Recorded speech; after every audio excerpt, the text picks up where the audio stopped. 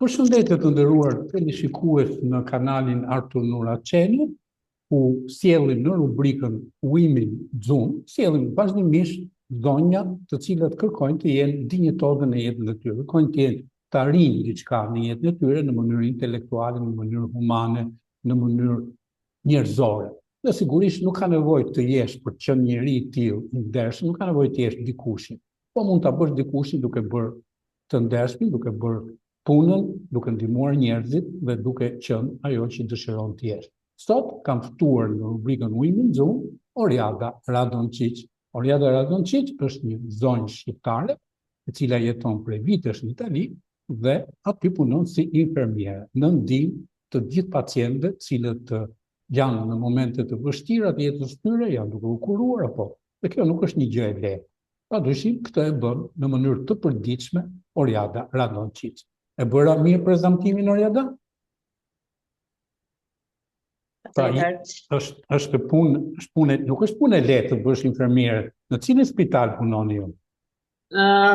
Mirëmëngjesi gjithë shqiptarëve, unë jam Oriada Radončić, prej disa vitesh jetoj në Torino. Në provincën e Kivasës, ku punoj edhe si infermiere në një qendër rehabilitimi, gjithashtu që është edhe RSA në Torrazza Piemonte. Është një punë e lehtë apo është punë e vështirë, Oriada?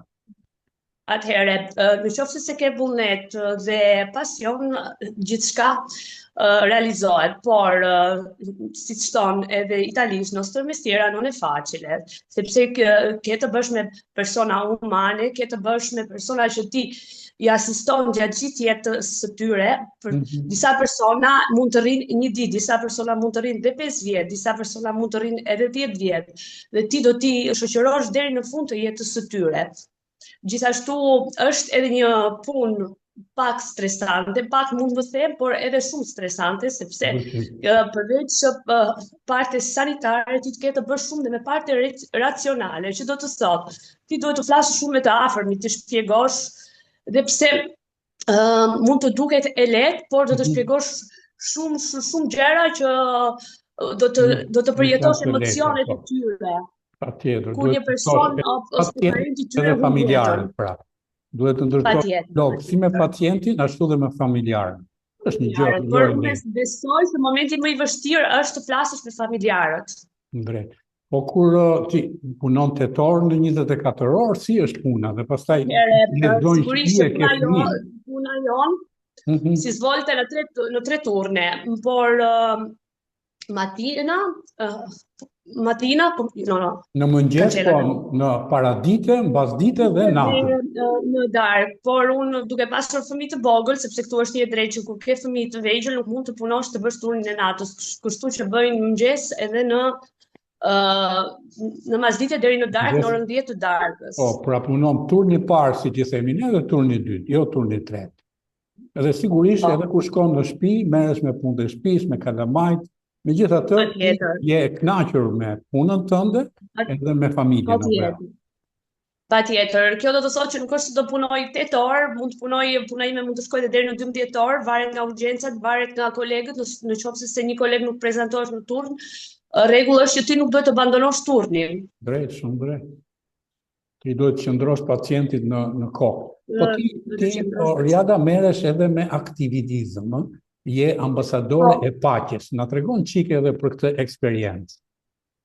Atëherë, unë prej 4 vitesh jam emëruar si ambasadore e paqes për Shqipërinë, dhe në çdo summit që ne realizojmë 1 ose 2 herë në vit, unë jam prezantuese.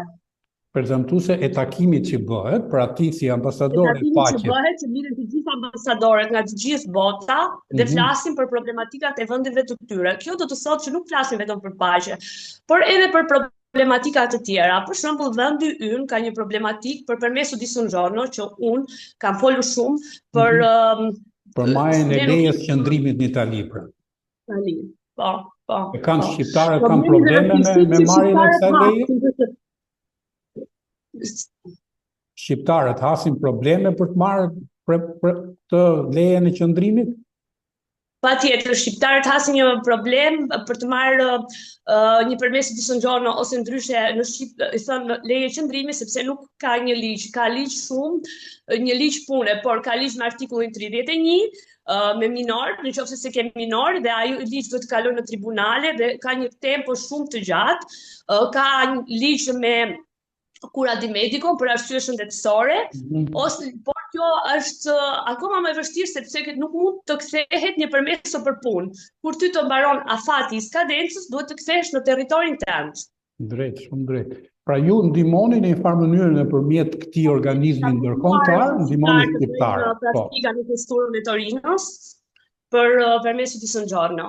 Kryetari drejtuesi i këtij organizmi është italian, është francez, është gjerman? Është italian, Giuseppe Prete. Giuseppe, e përshëndesim.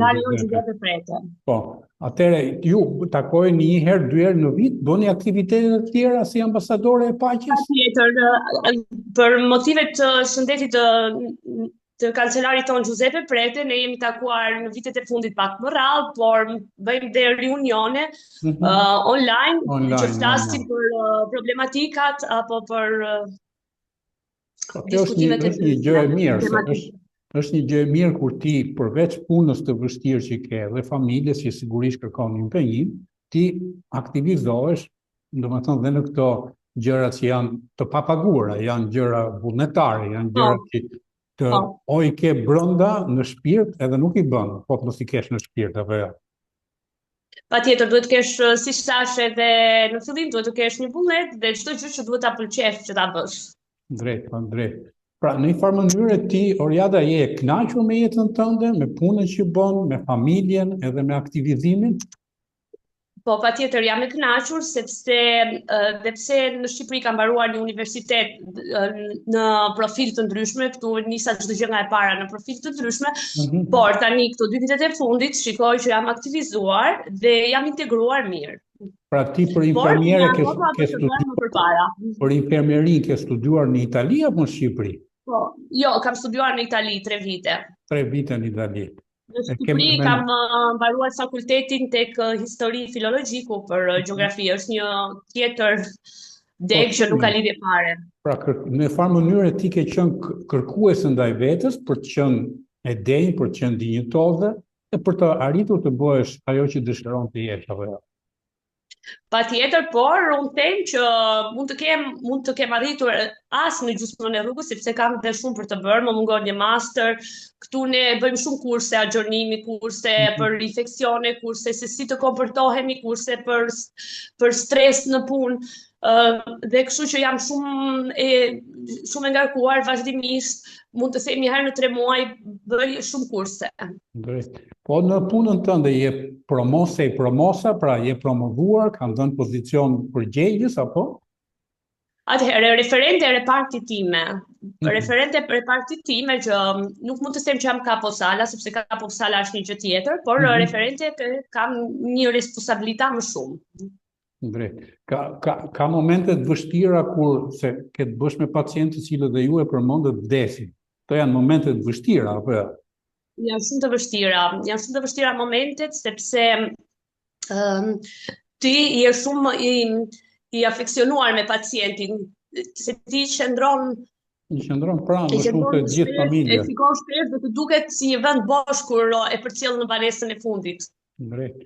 Ke qarë të është dashur të qash? Po, patjetër, kam qarë, por në sy të kolegëve jo, sepse kam qenë gjithmonë e kritikuar, duke thënë që kjo është jeta, çdo kush do ta mbaroj një ditë kështu jetën, por në modë të ndryshme. Po, ke qarë, pra ke shkuar në një vend ku s'të kam parë kur ke qarë, kështë njeriu. Po, patjetër, madje pasi kam mbaruar punën, jam veshur dhe kam shkuar në funeralin e tyre. Jo, nuk mund të them të gjithëve, po të disave. Drejt. Okej, unë të komplimentoj për kurajën, për vullnetin, për gjithë dimensionin tënd, si një zonjë shqiptare, që në një farë mënyrë na nderon atje, sepse gjithmonë të njohin për shqiptar, pavarësisht se ju tani jeni italiane, ke marrë shtetësinë italiane. Jo, akoma nuk e kam marrë, jam në procedim në shtetësinë italiane, por jam shqiptare dhe nëse do marr në shtetësinë italiane, unë mund të them që edhe pacientët apo të afërmit e pacientëve më kërkojnë me emrin unica albanese che lavora di là. Unika, Ragazza vetmja albanese, shqiptare që po, punon atje. Okej, Po, sepse e kam përfaqësuar gjithmonë me emrin jam shqiptare. je Ose shqiptare. duke mos bërë konfuzione, them jam unica albanese qua.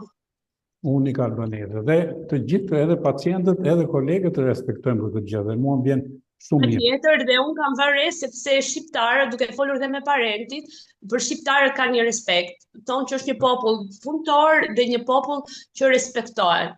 Drejt. Nuk ka qenë kaq e lehtë për të arritur te kjo, po tashmë jemi integruar dhe është vërtet kështu. Okej, të falenderoj për intervistën dhe të komplimentoj nëpërmjet të ujmit Zoom, rubrikës time në Artur Nura Channel, për këtë që je, për këtë zonjë që je, zonjë punëtore me kurajo dhe sigurisht një nënë e kujdes bashkëshorte e kujdesme në familje. Faleminderit edhe një herë. Patjetër, unë ju falenderoj dhe ju uroj punë të mbarë. Shumë faleminderit. Faleminderit dhe ju të nderuar miq që na ndiqni nëpërmjet Artur Nura Channel. Ne do sjellim vazhdimisht zonja të cilat spikasin në mënyrën si e perceptojnë dhe si duan të jenë në jetë. Me Artur Nura, mirupafshim.